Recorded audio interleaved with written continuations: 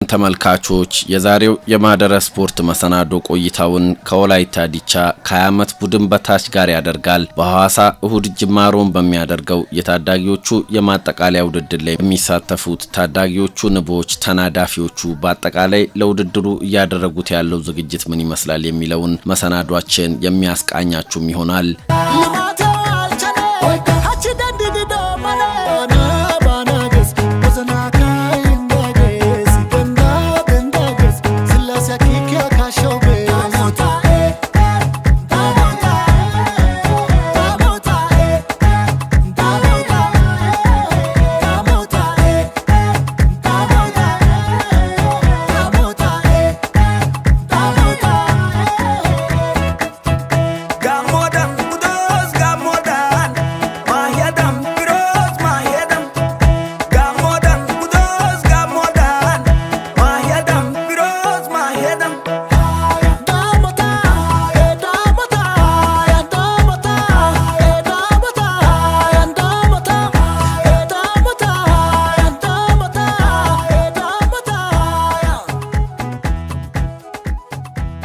በ2018 አዳዲስ ተጫዋቾችን ነበር እኛ ክረምቱን መልመለን ለዚህ ውድድር ያዘጋጀ ነው።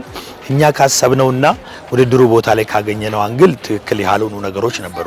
በተለይ በእድሜ ተገቢነት ነገር ላይ እጅግ በጣም ጋፕ ነበርና እኛ ደግሞ ደረጃውን በደረጃ ከ15 ዓመት በታች ከ17 ዓመት በታች ከ20 ዓመት በታች እያሳደግን ነው የምንመጣውና የዘንድሮ ውድድር ደግሞ ኤምአርኤ የሌለው ውድድር ስለነበረ በአይዲ ካርድ ወይም በዚህ በትምህርት ሚኒስትሪ ካርድና በዚህ ፋይዳ ነበር ተጫዋቾች የሚመረጡት። እኛም ግን ስቴፑን ጠብቀን ይዘን ሄደናል። ግን የያዝናቸው ልጆች እጅግ በጣም ገና ታዳጊ ነገ የሚያድጉ ነውና የመጀመሪያው ዙር ትንሽ ከበድ ብሏቸዋል። የመጀመሪያው ዙር ከብዶ ነው የታየው። ያ ክፍተት ደግሞ ምንድነው የተወሰኑ ልጆች ያዝናቸው ገና ለአንደር 20 ትንሽ በብቃት ብቻ ሳይሆን በአካል ብቃትም ጭምር ይወረዱ ነው። ቀጥታ ከአንደር 70 ስላመጣን ቅያሪ ማድረግ አለብን። የሰው ለሰው ቅያሪ አድርገን በሁለተኛው ዙር ላይ የታዩ ክፍተቶች በተለይ የማግባት አጋጣሚያችንን በመጀመሪያው ውድድራችን አለመጠቀማችን ትንሽዬ ሉስ አድርገን ነበር። በጣም ትላልቆች ከኦቨሬጅ ናቸው በብዛት ማለት እና በዛ ያውኛ ጥሩነን ደረጃችን ትንሽ ዝቅ ብሎ ነበር። ሁለተኛው ዙር አስተካክለን የተሻሉ ልጆችን ትንሽ ጨምረን የተሻለውን ሄደን ጥሩ ውጤት አምጥተናል። የዙር ውድድር ትንሽ እኛ የወሰድናቸው ልጆች ህፃናቶች ነበሩ። ከዛ አንፃር ትንሽ ውድድሩ ከብዶን ነበር። የኢትዮጵያ እግር ኳስ ፌዴሬሽን የእድሜ ተገቢነት የሌለበት ውድድር ማለት ይቻላል። ከዛም የተነሳ ትንሽ ከብዶን ነበር። ሁለተኛ ዙር ላይ ደግሞ ድክመታችን ላይ ደካማ ጎናችን ላይ በመስራት የተሻለ ነገር በማሳየት ልጆችንም አንዳንድ የተወሰኑ የተጎዱ ልጆች አሉ። በእነሱ ቦታ ሌላ ሰውን በመተካት በመሄድ የተሻለ ውጤት ማስመዘገብ ችለናል።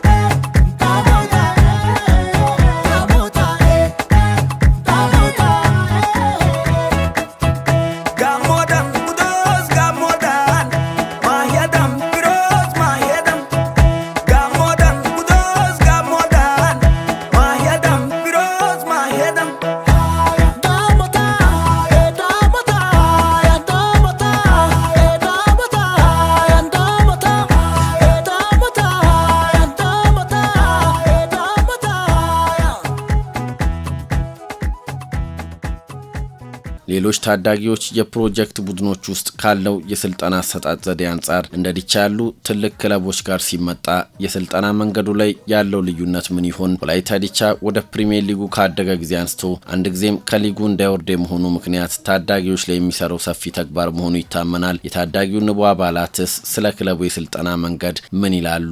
ፕሮጀክት ያንከ ኦትሪ ረሽን ያው ፕሮጀክት የኔ ክለብ እሶ ግደና ፕሮጀክት የኔ ኦቲዮባቲ የተወሰነው ተብዶሰና በፕሮጀክቶችም ልምምድ ሰርተን አልፈናል። ግን ክለብ ላይ የምትሰራው ልምምድ ይለያያል። ብዙ የማናውቃቸውን ነገሮችን ዲቻ ቤት ገብተን አውቀናል። ትልቅ ቡድን ውስጥ ስትጫወት በአስተሳሰብም በስነ ምግባርም ትበስላለህ። ክለብ ተጫዋች ግዲዮ ነው ፕሮጀክትን ደሮ ባህነና ባህና ሰነን ሎይራ ባህና ዳይባ ካይደካ ቆዳሪን ቆጣጠረ ክለብ ግዲዮ ደቃሲ ነና ደሮ አሰበዮ ግሻ ሲጋራካ ነና ሺሻ ይካስ ዲሴሌክት ስናደርግ መጀመሪያ ያው ያላቸውን አቅም ነው ከተለያዩ ቲሞች የምናመጣው። ከዛ ካመጣን በኋላ ግን የምንሰራው አብዛኛው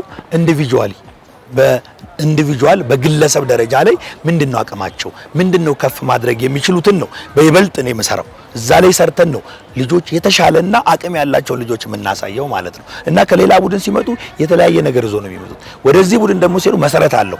እዚህ ቡድን ጥሩ ሆኖ ወደ ዋናው ቡድን ግብአት መሆን አለባቸው። ስለዚህ ለዋናው ቡድን ምንድነው የሚያስፈልገው ነገ አድርጎ ራሳቸውንም ቤተሰቦቻቸውንም የተሻለ የሚያደርጉበት ምንድነው አቅም የሚለው ኢንዲቪጁዋሊ በደንብ ነው የምንሰራበት። በተለያየ ኮቺንግ ስታፋችን ሰፋ ያለ ከታች ጀምሮ አንደር 17 አንደር 15 ስላለ ሰፋ ባለ መንገድ እያንዳንዱ አሰልጣኝ ትኩረት አድርጎ ልጆቹ ላይ ፎከስ አድርገን ስለምንሰራ ነው ለውጡ የመጣው። ብዙ ነው የምንሰራው በግልም በቡድንም እንዲሁም እንዳጠቃላይ ደግሞ ኢንዲቪጁዋሊ እኔም በራሴ ዲፓርትመንት ባለኝ የእድሜ እርከን ውስጥ በይበልጥ ልጆችን ተከታትለን ነው የተሻሉ ልጆችን የምናፈራው ማለት ነው። ሚስጥሩ ጠንክሮ መስራትና ለየት አድርገን ኢንዲቪጁዋሊም ስለምንሰራበት ነው እዚህ ጋር ለየት ተብሎ የሚወጡት ማለት ነው።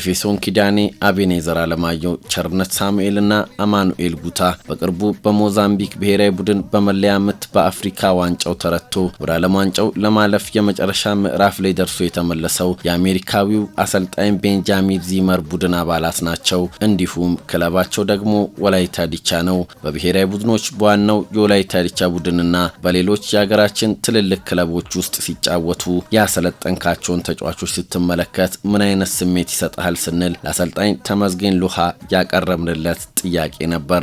ናሽናል ቲም ሄዱ ልጆች ወደዚህ ተመልሰውልናል። በርግጥ ክፍተት ነበረ በእነሱ በጣም ሰግተን ነበረ። የያዝናቸው ልጆችም አላሳፍሩንም። አሁን ደግሞ ከነሱ ጋር ሲሆን ሞር ቲሙ ጠንካራ ነው። የተሻለ ነገር እንሰራለን ብዬ አምናለሁ። ናሽናል ቲም መመረጣቸው ደግሞ ከዚህ ውስጥ ወደ 4 ልጅ ነው የሄደው መመረጣቸው ኩራት ነው። እንግዲህ ወላይታ ላይ ምን ያህል አቅም እንዳለው ማሳያ የሆነበት ነው እና እጅግ በጣም ደስ ብሎኛል ማለት ነው። ሌሎችም አሁንም ከ20 ዓመት በታች ናሽናል ቲም አለ። በርካቶችን ለማስመረጥ ነው ምን ጥረው በዚህ ውድድር ማለት ነው።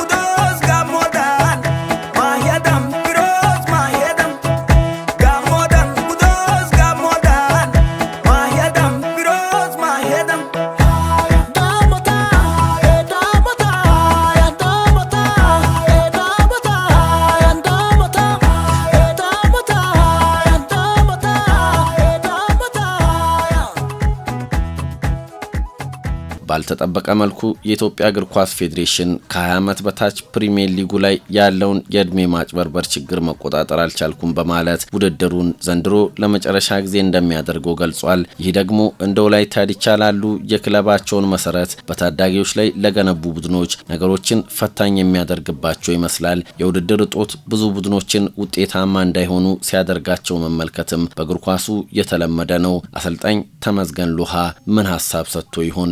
ጥያቄው እጅግ በጣም አሳሳቢ ነው። ለምን ክለቦች ከወትሮ እንግዲህ ካየ በዚህ እድሜ እርከን ውስጥ የኛ ቲም ለተከታታይ ዓመታት ብልጫ ወስዷል። ስለዚህ ቲሞች ምን ማድረግ ጀመሩ? የግድ እኛን ለመብለጥ ከፈለጉ ከእድሜ በላይ ሰዎችን በማምጣት ነው መብለጥ የሚችሉት። የእድሜውን ነገር ደግሞ ጣራ ፌዴሬሽንም ኤምአርአይ ሲስተሙን በተለይ በአንደር 20 በመተው ቀጥታ በፋይዳ ብቻ በማድረግ ፋይዳን በመጠቀም በማድረጉ ብዙ የእድሜ ማጭበርበር ተግባራቶች ይሰራሉ። ሌላ ክለቦች አላማ ብዙ የሚያደርጉት ውጤት ላይ ነው። የኛ ክለብ ደግሞ ውጤቱ ጎን ባለበት ባሻገር ተጫዋቾችን ለዋናው ቡድን ማብቃት ነው። ስለዚህ የእድሜው እንትን ከውጤት ጋር የመጣ ነው። በተለያዩ ክለቦች በውጤት ብቻ ፍላጎት ላይ ፎከስ አድርጎ ስለሚያመጡ ትንሽዬ ጋፕ ፈጥሯል። ነገር ግን የኢትዮጵያ እግር ኳስ ፌዴሬሽን ይሄን ውድድር በዚህ ልክ የማይመጣ ከሆነ አጥፈዋለሁ አለ። ይሄ ደግሞ አደጋ አለው። ለምን ትውልዱ በሽግግር መምጣት አለበት። እድሜ መመርመር፣ እድሜውን የማስተካከል ስራ ፌዴሬሽኑ በራሱ መንገድ እድሜውን አስተካክሎ ማድረግ አለበት እንጂ ውድድር ማጠፍ ትውልዱ ከዚህ በላይ ውድድር ያስፈልገዋል። ለምን በካፍም በፊፋም ከ20 ዓመት በታች ውድድሮች አሉት። ስለዚህ የግድ ደግሞ ውድድር ከሌለ እንዴት ነው ልጆችን ለዛስ ውድድር ማግኘት የሚቻለውና ምናልባት ቆም ብሎ የኢትዮጵያ እግር ኳስ ፌዴሬሽን በዚህ በምን አይነት ሲስተም ልጆችን በእድሜ እርከን ለማምጣት ያቀደውን እቅድ በተለይ ወደ ድሮ ሲስተም ኤምአርአይ አንደር 70 ላይ አንደር 20 ላይ ኤምአርአይ ተጠቅሞ ቢያደርግ ሞር ልጆቹ በተሻለ እድሜ ቦታቸው ላይ ያገኛሉ ብዬ አምናለሁ። በቀጣይ ሐዋሳ ላይ ለመጨረሻ ጊዜ በሚደረገው የማጠቃለያ ውድድር ላይ የተሻለ ውጤት ለማስመዝገብ የወላይታ ዲቻ ከ20 ዓመት በታች የእግር ኳስ ቡድን አባላት ያላቸው ቁርጠኝነት ምን ይመስላል የሚለውን ከነሱ አንደበት እንድታደምጡ እየጋበዝን የዛሬው መሰናዷችንን እዚህ ጋር አጠናቀቅን። ሰላም። አንደር 20 እንደሚታወቀው ዋንጫ በጣም ይበላል። 1-2-3 አመታትን አልበላምና ዋንጫውም ከኮቹም ከዋንጫዎች በጣም እየራቀ ስለሆነ ዘንድሮን በተሻለ ሁኔታ ዋንጫን ይዘን እንመጣለን ብለን እናስባለን። ዝግጅቱን እንደምታየው በጣም በተሻለ ሞራል በተሻለ አቅም እንትን ያደረግን እየሰራን ያለነው ነው። ሜዳ ላይ ሁሉም በፍቅር በወኔ ነው የሚሰራው።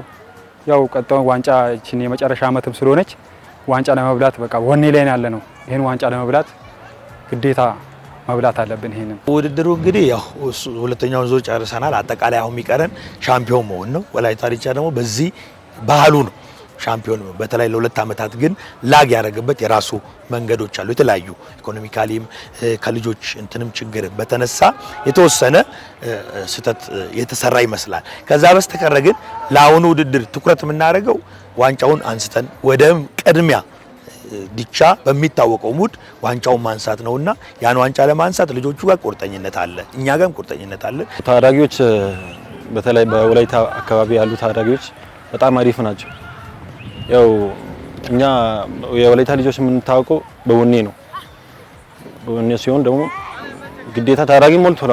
እዚህ ወላይታ አካባቢ ግዴታ ሳፖርት መደረግ አለበት እኛ ማለት ነው። ያው ታዳጊ ሞልቷል። አሁን ከዚህ ከወላይታ የወጣ ተጫዋች ስንት ተጫዋች አለ እዛ አዲስ አበባ በየሀገሩ ሞልቷል። ምንድነው የወላይታ ልጅ ነው የሚባለው። ስለዚህ ያው እገዛ ግዴታ ያስፈልገናል ብዬ አስባለሁ። ታዳጊ ጥሩ ደረጃ እንዲደርስ ማድረግ ይሄው እንደምታየው ነው። ሜዳው መሀሉ አይመችም፣ አሸዋ ነው። አሸዋዎቹም ያው ያነጣጥራሉ። ጎጂ ብንወርቅም እዚህ ላይ እንጎዳለን። ሜዳው መስተካከል አለበት። አንደኛ ሲቀጥል ደግሞ የሜዳ እጥረት አለ። እዛም 2 ሜዳ ነው ያለው። ሌላ ሜዳ የለም። ሜዳዎቹ መስተካከል አለባቸው ባይ ነኝ። ያው ከሌሎቹ አንፃር እኛ የምንበላው ምግብ የተሻለ አይደለም። የምንበላው ምግብ ሊስተካከል ይችላል መቻል አለበት እና ከሜዳውም የምግቡም ባጀት ለኛ መውጣት አለበት። ወደፊት እኛ ዲቻን ወክለን የምንጫወት ሰው ሀገራችንን የምንወክል ሰው ስለሆነ ለኛ ባጀትም ሜዳውም መስተካከል አለበት ባይ ነኝ።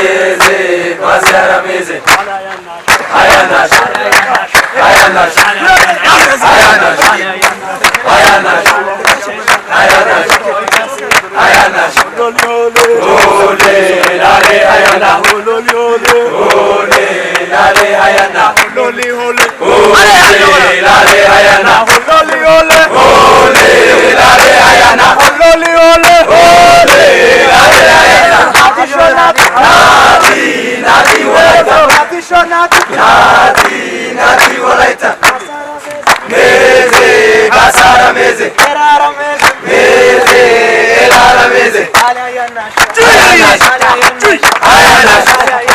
አያናሽ